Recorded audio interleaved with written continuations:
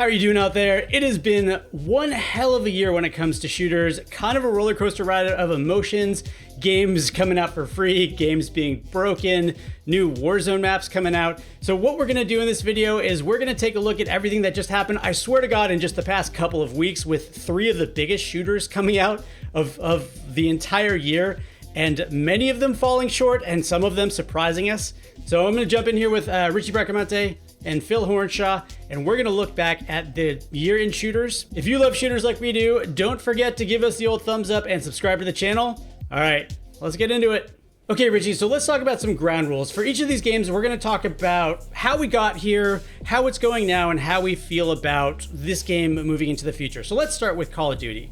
All right, just like last year, the way it all started was Vanguard slowly inching in the Warzone space and kind of just hinting that it exists.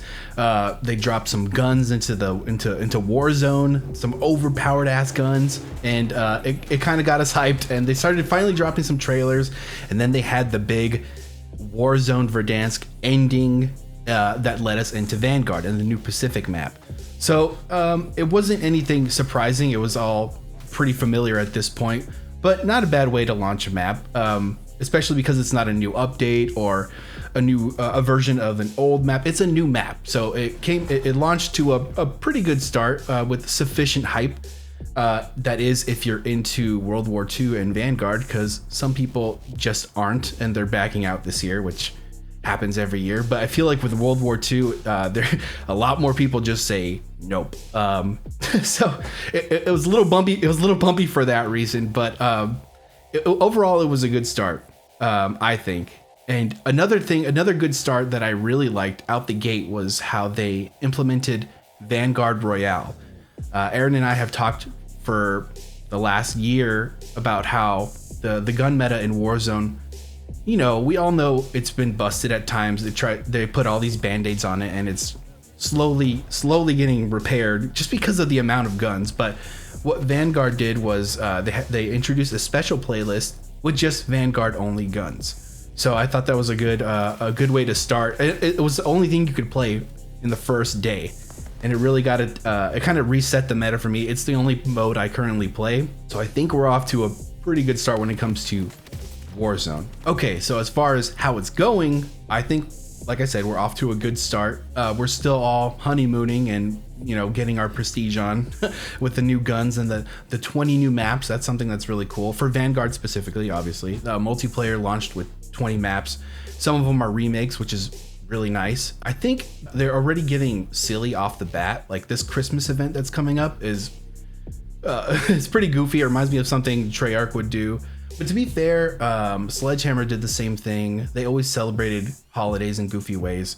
I feel like it's just starting so early this year. So we're getting off kind of goofy with skins and bundles and things like that. So many, you know, people take Call of Duty seriously, especially after the Modern Warfare reboot. Like I was all in, you know, I was the same way. I was like, get the clown bundles out of Modern Warfare.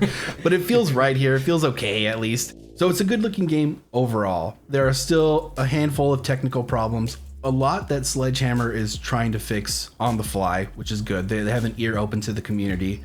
There are still a few that have seemingly been ignored, especially in Warzone. One I can think of specifically is the spiky gun glitch is back. That's probably the biggest problem right now. It's funny, but sometimes it blocks. It can block from like 20% of your view to like 80, depending on what gun you pick up. Just a little bit. I think depending on how many attachments you have. So other than that though, Warzone has been pretty fun early on. That's where we are right now. It's cool. I think the hype is coming down a little bit, but we're still finding out things. We're still hopping in planes and breaking boundaries and seeing what we can do. I'm a little excited for the future but I hesitate when saying that because, you know, more guns will be added. The meta will be corrupted once again at some point. But right now, where we are, we're in a good place early on. But as far as Vanguard as a standalone game, I think that's also going pretty well. It was a big launch, again, with 20 maps. And I think it's a fast-moving game. I think it'll be good for competitive league this year. There are some things that they've tried that I don't think are sticking in my personal opinion, like the kill cams. They brought back the kill cams, which are fine, but when the game ends, you can vote on, 3 players and their stats, like most multi-kills, fastest time to kill, all this stuff, all these categories, and you can vote and for who played the best. And I think it just takes up time. I'd rather that just not be there. I think it's a quick way to sell like the little emotes they do. Like they do a little quick action move after they present who they are. And it's okay. I just kind of want the round to end at that point. But, can't blame them for trying something, because Call of Duty goes through, it's a cycle every year. People love it and hate it. But if they innovate too far, then it's like, whoa, relax. I'm not playing this Call of Duty. But if they don't do enough, then it's like, it's the same old Call of Duty. And right now I'm kind of somewhere in the middle, personally speaking. I'm having fun, but I would say it's a little less addictive than some other Call of Duties from the past. I don't find myself going back to it like as frequently, or I play a few matches and I'm like, okay, I'm done for the night. I'm good.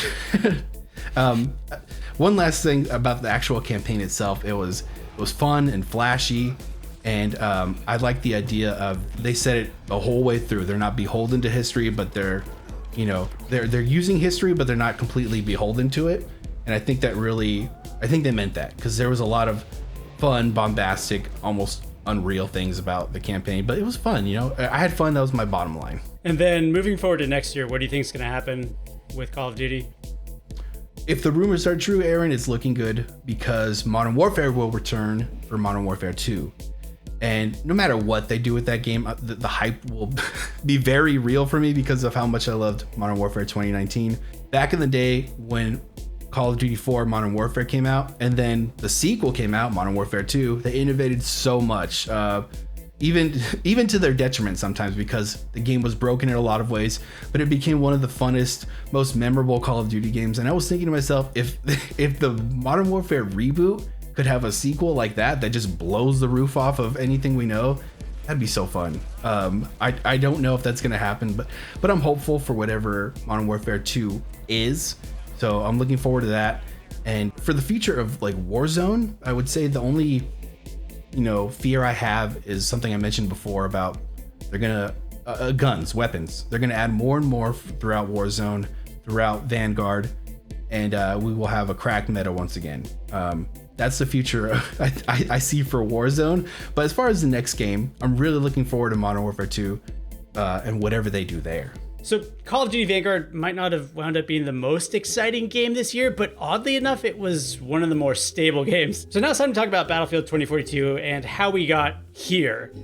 Battlefield 2042 was supposed to come out originally before Call of Duty Vanguard, which was really interesting. They were announcing throughout the year that they were like ahead of production schedule.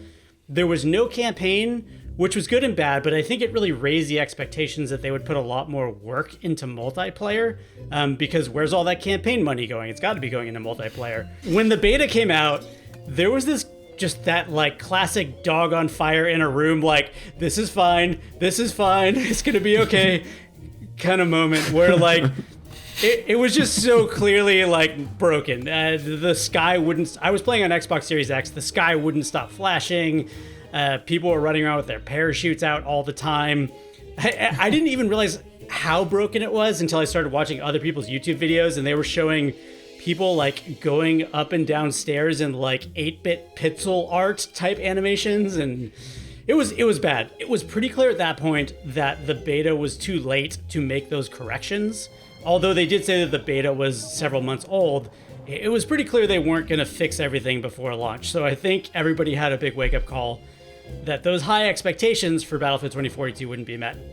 And then on top of that, in the beta, people had very strong opinions about specialists, which I'll get into in a minute. Okay, so how is it going so far? It's wildly inconsistent. I will say that I've been playing a lot more recently, and I'm a huge Battlefield fan, played Battlefield for years, and I actually have had a really good time in the past couple of days. And a lot of it is letting go of some of my expectations. Like playing very large maps, I don't try and get around the entire map. Sometimes I will spend an entire match just on one objective of a map. you have those Battlefield moments. Like, you can see the game wanting to get through, and sometimes I'll have a straight 8 or 9 out of 10 round, but then I'll have technical problems and I'll have like a 6 out of 10 round or a 5 out of 10 round. So like, it's wildly inconsistent, but I can see the game that wants to come out, and I'm actually having a pretty good time right now. That's not true for a lot of people out there. So a lot of people out there looked at Specialists and they just said, no, this isn't for me. Like, I don't like the direction that they're going here. It is too far away from the class system. And I can't blame anybody for feeling that way, because the Specialists themselves have class icons, but they don't really fall within the classes at all, or very much. It's one of those situations where people had a big expectation for a Battlefield game, and what they got was this sort of Call of Duty inspired Specialist focused system. Now, I will say that I don't find the Specialists to be good enough or bad enough for me to have a very strong opinion about them. Like, to me, the Specialists are just a piece of kit. They're like something I swap out like grenades or like guns. I need to get over a wall, so I use McKay. I need to heal my team or look through walls, so I got a pike. So to me, they're just a piece of kit, but I completely understand why they find them to be super cheesy and they're just not good enough. The main problem is they're not good enough to replace the old system, and I think that's the biggest problem here. Here's the other thing. You can see DICE made a series of cascading decisions. You see this in Rainbow Six Siege sometimes. So they'll make an operator that breaks the game. They'll make another operator that fixes that operator, but then breaks something else. And then they make another operator to fix that operator. What you see here going on here in Battlefield is they committed to 128 players. They committed to open loadouts. That meant that everybody got a rocket launcher. And that meant that vehicles have to be able to take huge volleys of rockets, which means vehicles have to be super tough. But the other side of that is that they weakened rocket launchers. So then everybody was like, no, rocket launchers are weak. I'm not gonna use a rocket launcher. And now vehicles are overpowered and like running over everybody on the battlefield. And so, it's this series of cascading decisions, and you can see how it happened. We need to spread the spaces out in the game, but we didn't necessarily fill the spaces with stuff. Like you have a set piece, and then you have a wide open expanse of nothing, and then you have another set piece. And what they needed to do was fill those areas with stuff. So all of these criticisms are totally valid, and I can see why people are not playing the game. But that kind of leads me into how I feel about the future, which is I feel pretty optimistic about the future of Battlefield 2042, and here's why. One, Portal. Portal's a pretty fantastic mode, and Portal allows them to put in old experiences like 2142, past Battlefield games that people really want to play. On top of that, the Portal proves that they built themselves like a really robust, fixable system. Like, the speed at which DICE has been able to fix problems is an impressive accomplishment. They can apparently tweak this game very quickly on the back end in a way that past Battlefield games couldn't have. Now, does it have a lot of the same problems that past Battlefield games that should have been fixed by now? Yeah. I mean, I think people were suspecting Death Shield was back in the game, where somebody dies in front of you and you can't shoot through them. But the system that they built is pretty fixable. That also means that Specialists might be able to eventually get like crammed back into their class boxes, which they probably should be. The other thing is, and I could be enthusiastic about this all day, but they finally put Vince Zampella in charge. And Vince Zampella, he's the guy who made Titanfall and Apex Legends, is really good at tearing down genres and figuring out what they are. So if you're like worried that Vince Zampella, a guy who made Call of Duty, is going to make your Battlefield game into Call of Duty, that's not what he's good at. What he's good at is saying, how do we make a mech game fun again? And he made Titanfall. Like, how do I take a bunch of Titanfall fans and make a battle royale game that's gonna it disappointed us at first, but then we were like, no, he was totally right. And he made Apex Legends. So I am so happy that I have been proven wrong by Vince Zampella more than once in my life. And like, I was wrong about Apex Legends. I was wrong about Titanfall initially because I was playing Battlefield and I thought 6v6 was insane. No way people want to play that.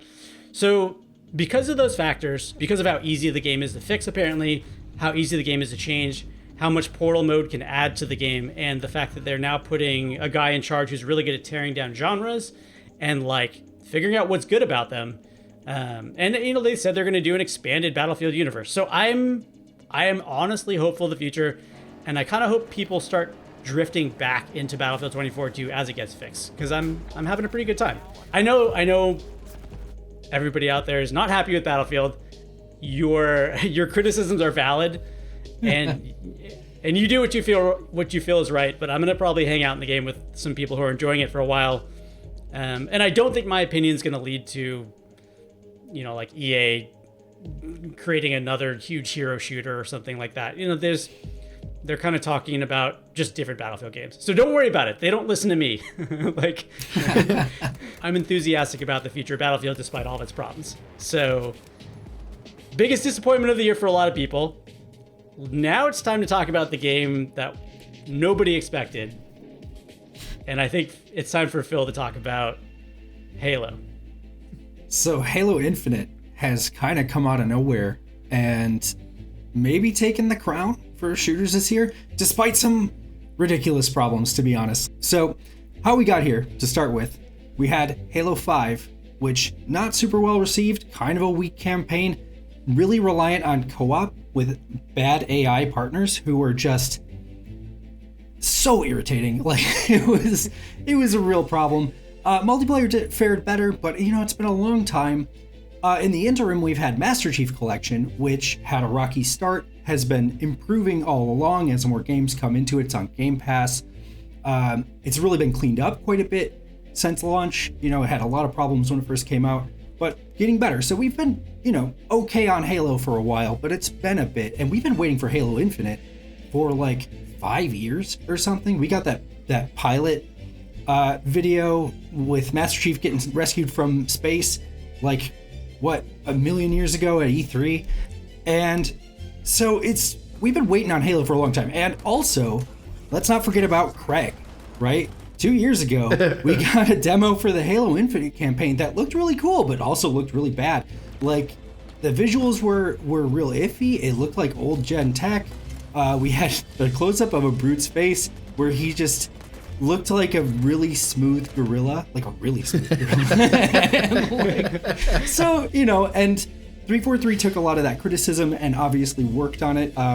We got later videos of Halo as we were coming up to the release that I think assuaged a lot of fears in that regard, and the game looks pretty good now that it's out. So it's been a rocky road coming up here, though, right? And then all of a sudden, 343 drops the Halo Infinite multiplayer beta on us by surprise, basically in November. Kind of eats Battlefield's lunch, which is unfortunate. But it was great. We all got to jump into this free-to-play campaign. Oh, that's another thing I forgot to mention. It's free-to-play now, which, as we were hearing that, free-to-play has a lot of baggage attached to it, right? And a lot of people were like, I don't know, microtransactions. But I think that free-to-play aspect of it has really been great for Halo. It kind of makes the barrier of entry really low. It's easy to hop in. It's on both PC and Xbox Series X. It's on both Game Pass and Steam. You can play it for free off any platform that you want. Basically, you can stream it on your phone if you've got Game Pass. So we got a lot of Halo, and all of a sudden, and it's really good. It's a lot of fun. That's what we've been going through up to now. The last few weeks of Halo Infinite have been pretty great. Multiplayer came out and it's just a ton of fun. There are a lot of really great changes that 343 has brought into the game. You can sprint now, which I think was a Halo 5 thing, but it feels interesting now because this feels like a throwback to Halo 1 in the way that it plays the multiplayer with the right improvements from the last few years the last few entries of 343's games to kind of bring Halo into the future while still capturing what made it cool in the past, right? The other thing that we've got now, we've got a lot of new equipment abilities that are similar to like the armor abilities that were back from Reach and that sort of thing. We got the new grapple shot, which totally changes the game, super fun to use. But there are also a lot of other cool ideas like the drop wall and the thruster and stuff, and used correctly, really work to add a lot to this sandbox. That makes the game unpredictable and fun and ridiculous in a lot of ways. Like, we've got a lot of people out there doing Mythbusters videos. We did one of our own, and it's where you just like screw around in Halo for a bit and see what you can do. Like if you can reflect rockets with the gravity hammer, which you can, but how that works and just how ridiculous it is. Oh, it turns out you can reflect the skewer with the gravity hammer too if you do it right. Stuff like that has been a ton of fun. So there's a lot of chaos in Halo Infinite that has made it kind of the most fun multiplayer shooter going right now, despite the fact that it is buggy as hell and often barely works, which is really ridiculous. I played 3 matches last night with my friends, and we couldn't get a single one of them to work correctly where all of us got to play. One kid was lost in the sky, and then he was lost under the map. Never got to play. Didn't work. Never worked. One other match, 4 of us just dropped, like in the middle of it. We tried to rejoin, couldn't. Left the fire team, left the match, rejoined the fire team, separately. Wound up back in that match. Still couldn't play it. It was ridiculous. And so, like, it's crazy out here that Halo is as fun as it is, because it is really fun. I was addicted to it for the last few weeks, but also it's still, it's a little janky. So the Halo campaign comes out, right? And that is also fascinatingly up and down. It's a really fun new take on Halo. It brings it into an open world format. Brings a lot of open space and a lot of ability to traverse around. Again, you got that grapple shot the entire time, which really, really opens up Halo as a game. I've always felt like Halo was a lot of fun as a shooter, but I always felt like Master Chief was kind of moving through molasses. The loose gravity is fun for a minute, like in the campaign, but it opens you up to getting shot by snipers basically all the time. You can never move your head. It's always exactly in the same place. So now you got this grapple shot, you got the slide mechanic, you got the sprint, you got all these different things that are bringing Halo into the modern realm of shooters and giving you like more abilities to move around with. It feels really good. The open world stuff works really well for Halo generally, giving you a lot of little different experiences to have, like capturing a whole fort, which is full of enemies, has multiple objectives, or just like dropping on a bunch of dudes who are standing around in a fob and sniping them when they don't know what's going on. Capturing a Banshee and just flying around and shooting people who are on patrol, whatever. It's good. It works really well. Again, it's a little janky at times. The open world feels a little too big, a little too empty. We've seen some reports about the development of Halo Infinite that kind of play into the way it plays. It feels like it was a game that struggled a little bit in development. It's been in development for a long time, and a lot of things changed during that time. And yeah, you can feel all that in the game. The story's a little, whatever. Halo 5 is still kind of lingering in the background, and so there's a lot that doesn't work about it, but there's a lot that really does, that redeems it, and it makes it easy to look over some of those issues. The progression system for the Battle Pass has been a really big sticking point that a lot of people are having trouble with, because it takes forever to advance. Everything is based on challenges right now. And then even as you are advancing and getting experience and you're playing multiplayer, you're unlocking like one shoulder pad at a time, one little armor thing on your little, it's got bullets on it this time. Cool. All right. So there are sticking points that people have had, but the current system is good because 343 is obviously paying a lot of attention. They're making changes to the progression system as people are talking about it, and it's already changed significantly. The multiplayer side especially is a little thin right now. There's not a lot of maps, not a lot of modes. So it's expanding, and it's obvious that the developers are paying attention and that they're still working on the game. And it's fun. The underlying core of it is really good. The sandbox is really good. There's a lot to really enjoy about it. So, to segue into the future, all of that makes me really optimistic. I'm having a lot of fun. Sometimes it doesn't work and we're like, okay, I guess this is not the Halo night, but sometimes it's a blast for hours and hours and hours. And the campaign is super fun. I just got through that like 2 days ago, and I've still got stuff on the open world I'm going to go clean up, which usually in a lot of these games, I'm like, okay, I'm done. I don't care anymore. But I'm going to go back. I'm going to go finish it all out. I'm going to kill every single stupid brute with every single stupid gravity hammer. I'm going to get all of them. And it's clear that 343 has a lot of work to do, but that they're also committed to doing it. And I think that Halo is only going to improve as, new modes, new maps, more stuff comes into the multiplayer as it finds its footing with the progression system a little more. It's going to run, I think, more of these cool limited time events like the fractures that we saw earlier in the preseason, where you get to the samurai armor, which is ridiculous and don't wear it, but also it was fun to earn. I had a good time. Fiesta was a cool mode for Halo. So yeah, there's a lot to look forward to. It's still there's still a lot of work I think that needs to be done, but I think there's only upward trajectory for Halo. There's only further to go. I think there's a larger conversation on what beta means these days. Like Yes. pre-alpha, beta. We're gonna have to do a whole other video on just what these terms even mean anymore because they're meaningless. It's the game's basically out. It's basically out, right? I mean, it's out. The campaign's out. Doesn't this? It was 2 weeks before the launch. Isn't that launch? Isn't that just the launch? This is just the game at this point. Like, I think you can. I think we're tacking beta on there just to be like, well, it's a beta. Please don't yell at us too loud. Yeah. Like, which I get it. You know, that's beta's like a soft launch. Just real quick going around the room, and I think I already know what the answer is, but Richie, what game do you think kind of won this year in terms of shooters?